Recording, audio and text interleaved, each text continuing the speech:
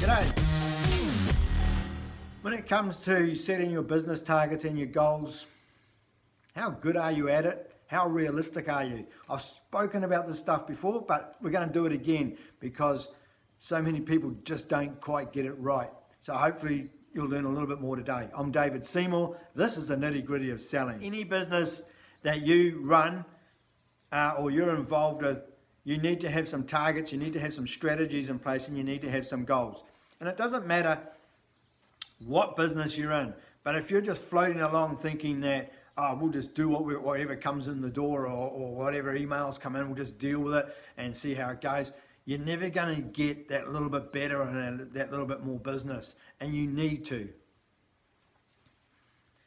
You should be able to analyze what the business that you've done over the last couple of years, and you should be able to analyze how many quotes that you've done to how much actual business you've written.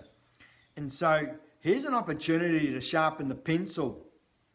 For argument's sake, if you're a real estate person and you say, I want to do 5 appraisals a week, that's 20 a month, but you only hope to actually list 2, what's with that? Why would you only want 10% of the business? Seriously. And it doesn't matter what you're quoting on. Whether you're quoting on painting somebody's fence, or whether you're painting somebody's house, or whether you're doing any other type of business, right?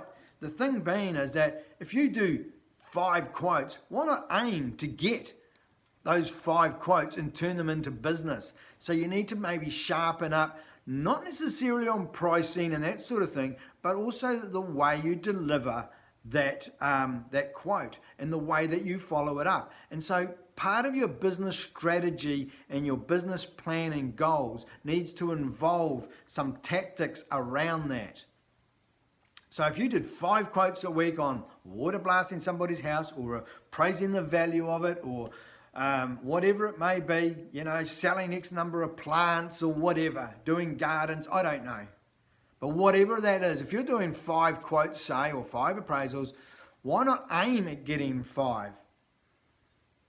The chances are you'll never get all 5 every week. But if you got maybe 3 to 4 of those, compared to maybe the 1 or 2 that you get now, look how much more business it is. And don't say, oh, I don't want to be any busier. If you don't want to be any busier, why are you doing the quotes? Why are you in business if you don't want to be busy? Seriously, it's so easy. But you need to write it down.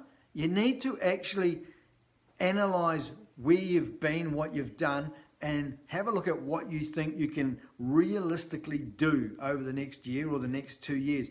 Little areas of improvement, just in the way that you do the quotes, the timing of it, the follow-up of it, and the explanations and discussions that you have with those the people that you're quoting on. It's real simple business, but so many people just don't look at the detail. They look at the big picture and not the detail. It's time now, it's a good time of the year just to sit down over the next few weeks and analyze what are you going to do for 2020 and how are you going to do it. And actually, don't just pick a number out of the air and go, well, I'll do this, I hope to do that. Figure out how you can actually make it work.